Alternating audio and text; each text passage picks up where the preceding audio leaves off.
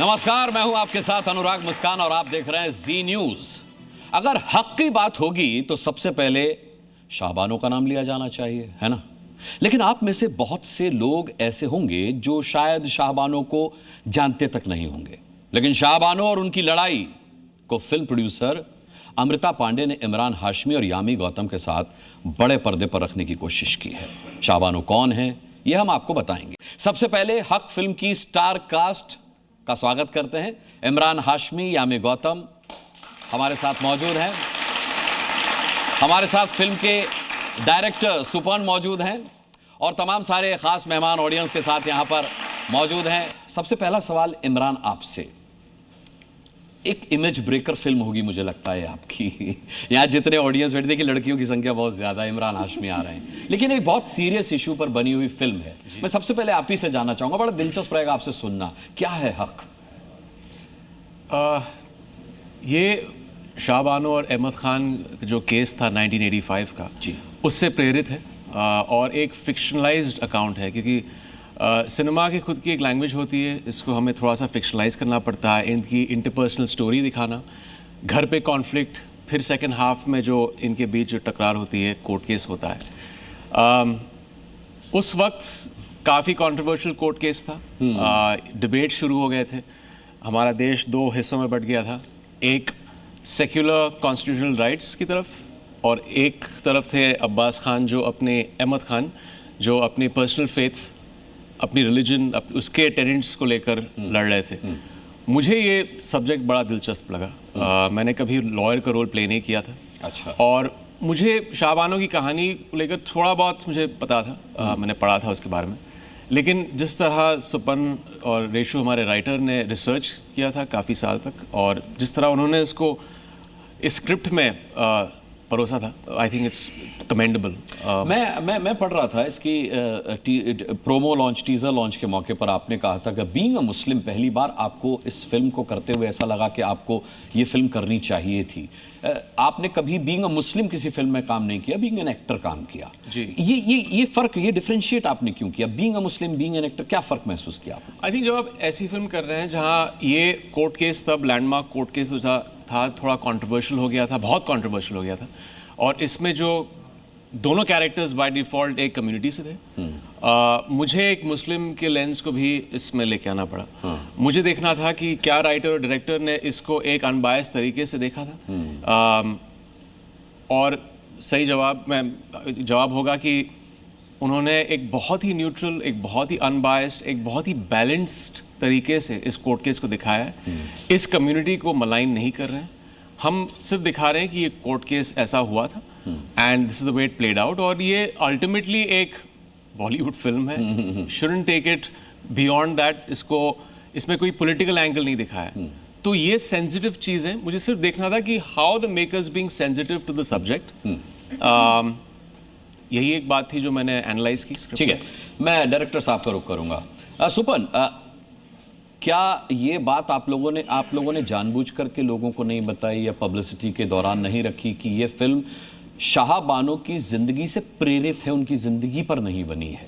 इसमें सिर्फ शाहबानो नहीं है, इसमें और भी मुस्लिम महिलाओं की कहानी है, क्योंकि विवाद हो रहा है और लोगों को ऐसा लगता है कि फिल्म शाहबानो केस पर बनी हुई है। मुस्लिम तबके में भी इसको लेकर विरोध है, समर्थन भी है। तो क्या, जैसे कहते हैं बदनाम होंगे तो क्या नाम ना होगा, फिल्म की पब्लिसिटी के लिए बेहतर माना गया इस विवाद को, या फिर कोई समय मुकर्रर किया गया जब बताया जाएगा कि नहीं भाई ये इंस्पायर्ड है, ये ट्रू स्टोरी नहीं है, केवल इंस्पिरेशन है? हमने फिल्म का टाइटल तक लॉन्च नहीं किया शूटिंग के दौरान, हम चुपचाप अपना काम करते रहे, ना कोई अनाउंसमेंट किया। जब हमारा टीजर आया तब उसमें हमने लाइन डाली कि ये उस लैंडमार्क सुप्रीम कोर्ट जजमेंट पे आधारित है। और शाहबानो, फजलन बी, ताहिरा बी जैसी अन्य महिलाएं जो केस लड़ रही थी, उनकी स्ट्रगल्स के द्वारा हमने इंस्पिरेशन ली और अपनी कहानी घड़ी रची। लखनऊ में हमारे परिवार है अब्बास खान और शाहबानो का, और उनके अराउंड उनका परिवार बनाया, उनकी कहानी बनाई। यामी, कितना मुश्किल था एक मुस्लिम कैरेक्टर को निभाना? बीइंग एन आर्टिस्ट आपके लिए नहीं रहा होगा मुश्किल, क्योंकि आप एक बहुत बेहतरीन अदाकारा हैं, लेकिन शाजिया बानो के किरदार में ऐसा क्या खास लगा आपको जो आपको लगा कि मैं इसको बेहतर कर सकती हूँ, मैं इसको इसके साथ जस्टिफाई कर सकती हूँ? मैं जो भी किरदार लेती हूँ, मेरा सेम थॉट प्रोसेस होता है जो शाज़िया बानो के भी किरदार में था, कि मैं क्या नया कर सकती हूँ, मैं क्या उसमें कर सकती हूँ। एक रंग जिसे बोलते हैं कि बतौर एक्टर कि आपको ऑथेंटिक लगे, आपको ओरिजिनल लगे, आप चाहे किस भी धर्म के हों, आपकी जो भी मान्यता है, सोशल, पॉलिटिकल, मॉरल जो भी है, पर आपको कन्विंसिंग लगे कि पर्दे पर यामी नहीं है, शाज़िया बानो है। ये मेरा काम है, ये मेरी रोजी रोटी है, ये मेरी सरस्वती है। देखिए, आप दोनों की बात पर ताली नहीं बजी, यामी की बात पर ताली बजाई लोगों ने। हाँ, एक चीज और ऐड करूंगा, उस पर आप दोनों के लिए वापस ताली बजा सकते हैं। कि आपको जो लगता है इनका काम आसान, उनको काम आसान करने में 23 साल लग गए, उनको 12 साल लग गए। बहुत परिश्रम, बहुत मेहनत करके सेट पे आते हैं और लगातार वहाँ मतलब धूप में आप खड़े हैं, हर तरह के ऑब्स्टिकल को आप फेस कर रहे हैं। माहौल हमारा काम बनाना है, बट एक्टर्स को जिस मुकाम पे दोनों पहुंचे हैं, मैं समझ सकता वो हूं आसान करने में बहुत मेहनत लगती है। क्योंकि मैं भी अपने काम में 25 साल से हूं और मैं अब भी सीख रहा हूं, बिल्कुल इम्प्रोवाइज कर रहा हूं। हमारे साथ कई सारे मेहमान हैं, लेकिन उससे पहले यामी, इस फिल्म में आपका एक मोनोलॉग है। कोर्ट रूम ड्रामा तो है ही फिल्म ये, लेकिन एक मोनोलॉग है जिसकी बड़ी चर्चा है। आपने वन गो में विदाउट एनी कट वो किया है, उसके बारे में कुछ बताइए।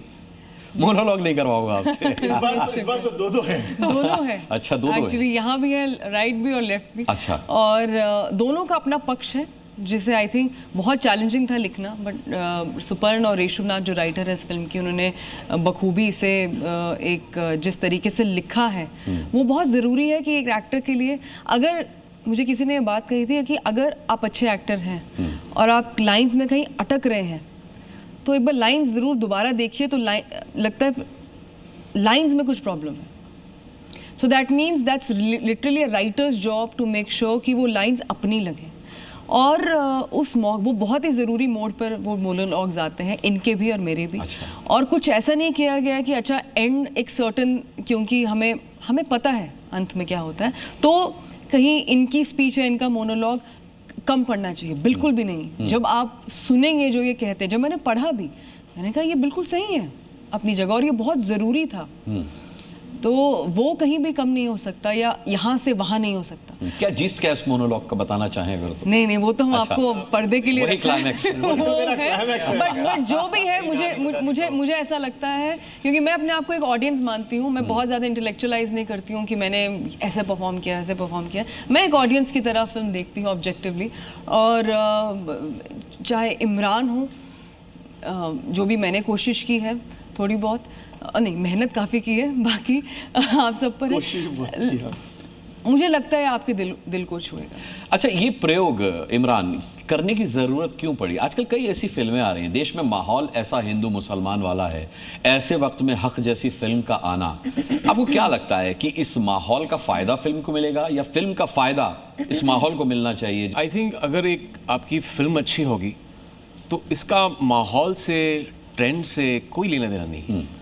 अगर आपकी फिल्म ऑडियंस तक पहुंचेगी, उनके दिल को छुएगी, और इस फिल्म में वो सारी चीज़ें हैं, आप वो सब सारी चीज़ें साइड में रख दीजिए। हिंदू मुस्लिम पॉलिटिसाइज करना, अल्टीमेटली हमारी फिल्म में एक बहुत ही टचिंग, एक बहुत ही गहरी ह्यूमन स्टोरी है इन दो लोगों की।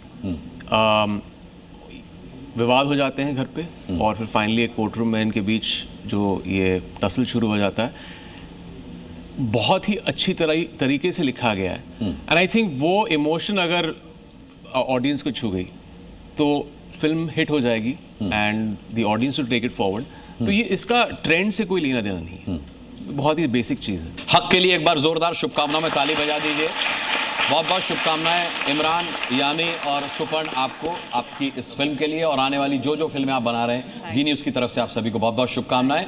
इसी के साथ हम धन्यवाद करेंगे हक की इस पूरी कास्ट का और अपने दर्शकों का, अपने मेहमानों का, सभी का। लेकिन तमाम बाकी और खबरों के लिए आप चिपके रहिए जी न्यूज़ से।